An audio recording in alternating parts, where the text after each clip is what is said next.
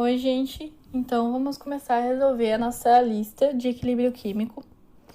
E mais uma vez eu queria pedir para vocês seguirem a ordem dos exercícios, porque os primeiros vídeos eles vão ser bem mais detalhados, né? Mais explicados do que os últimos. Se vocês pararem para assistir os últimos, então vocês não vão pegar a explicação. Eu escolhi essa questão, que ela é teórica, para a gente conseguir tratar um pouco da teoria do equilíbrio, porque pode ser meio confuso para muitas pessoas e realmente é um pouco confuso mesmo.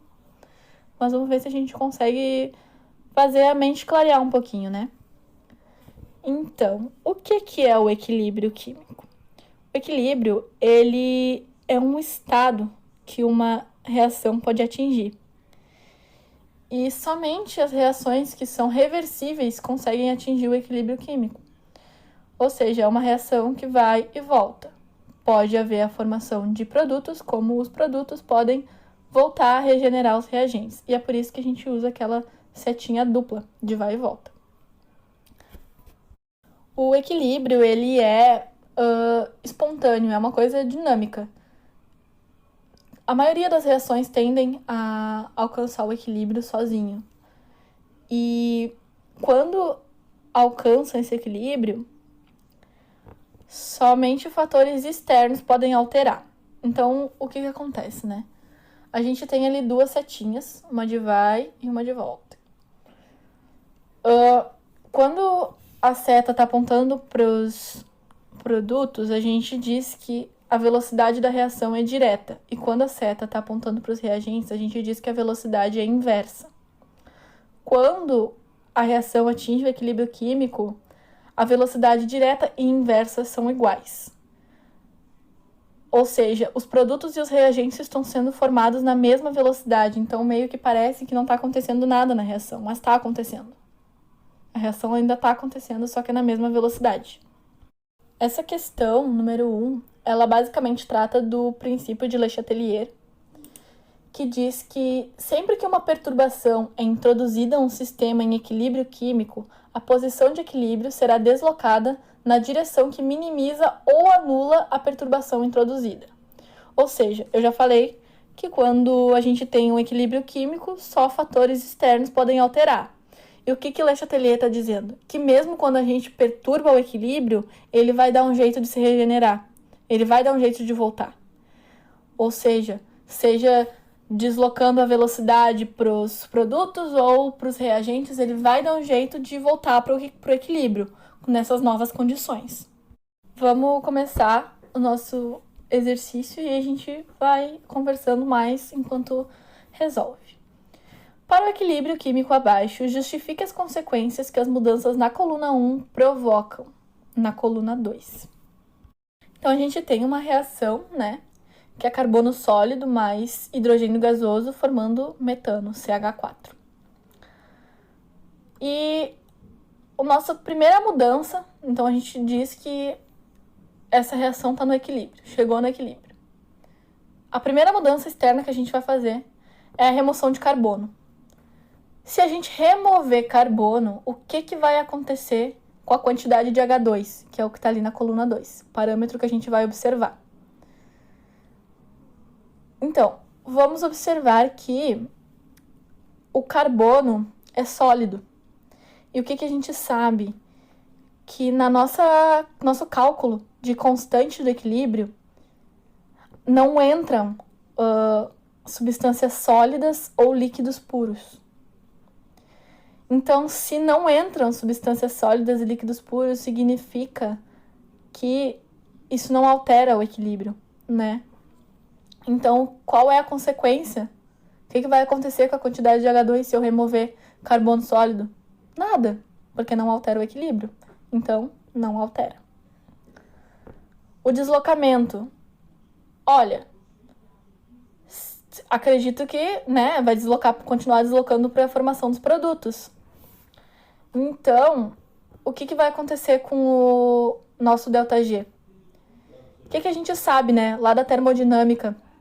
Que o ΔG, quando ele é negativo, quando ele é menor que zero, significa que uma reação é espontânea. E como eu falei para vocês, a espontaneidade de uma reação tá ligada com a formação de produtos. E a gente tem mais uma informação ali. A gente diz que o nosso ΔH é menor do que zero, ou seja, é uma reação exotérmica. E a maioria das reações espontâneas são exotérmicas. Então, chegando nessa conclusão, a gente vê que o nosso ΔG é menor que zero. Se o ΔG fosse maior que zero, então é uma reação que não é espontânea e está deslocando para os reagentes. E se o nosso ΔG fosse igual a zero, então significa que a nossa reação está no equilíbrio. O que acontece com o Q e com o K? Então, o que é o Q e o K, né? Qual a diferença entre eles? O K é a constante de equilíbrio. A gente calcula ela no equilíbrio. A gente calcula ela em relação a essa reação no equilíbrio. E o Q? O Q a gente usa em qualquer outro momento. No início, no final, sei lá, qualquer momento. A gente vai usar o Q. Então, quando a gente está falando de Q, a gente está dizendo que a nossa reação ainda não chegou no equilíbrio, né? E o que acontece? Nesse parâmetro, a gente tem que o seguinte, quando o K é maior que o Q, então essa reação está favorecendo a formação de produtos. Quando o K é menor que o Q, então está favorecendo os reagentes. Por quê, né? Gente, vamos pensar. A gente sabe que a expressão do Q e do K é produtos sobre reagentes, né? E se o meu Q é grande, então significa que a minha fração de baixo é um número grande. Se a minha fração de baixo é um número grande, então significa que eu tenho mais reagentes do que produtos, né? Porque se eu tivesse mais produtos e menos reagentes, eu ia dividir, por exemplo, 5 por 1, vai dar um número grande. Só que agora, se eu inverter 1 para 5, vai dar um número pequeno, né? Então, quanto menor o meu Q, maior é a formação dos meus reagentes. Então, nesse caso, eu sei que está deslocando para os produtos e que o ΔG é negativo, então eu sei que o meu K vai ser maior que o meu Q. A diminuição da temperatura e o que acontece com o Kp. Então, nesse parâmetro, o que a gente vai ter que observar, né? A gente tá vendo que a nossa reação ela é exotérmica. E o que é uma reação exotérmica? Onde que está o calor numa reação exotérmica? O calor está nos produtos, né? Significa que libera calor. Então, se eu diminuir a temperatura, vai ser a mesma coisa que eu remover um produto. Ou seja, eu vou remover o produto e o que o equilíbrio vai fazer para restabelecer essa interferência que eu fiz? Ele vai deslocar para os produtos, né? Porque se eu tirei produto, ele vai tentar botar mais produto para mudar aquilo que eu fiz, né? Isso é importante na prática, né? Na hora de fazer uma reação no laboratório, porque eu posso induzir uma reação tá sempre produzindo mais produtos se eu for retirando esses produtos aos poucos. Essa reação nunca vai parar.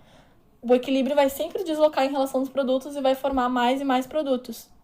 Não sei se vocês entendem, mas eu acho que a função do equilíbrio químico é bastante relacionada a isso. Então, ali eu já sei que o meu deslocamento vai ser para os produtos, né? Da reação. Mas o que vai acontecer com o meu Kp? Olha, se tá deslocando para os produtos, né?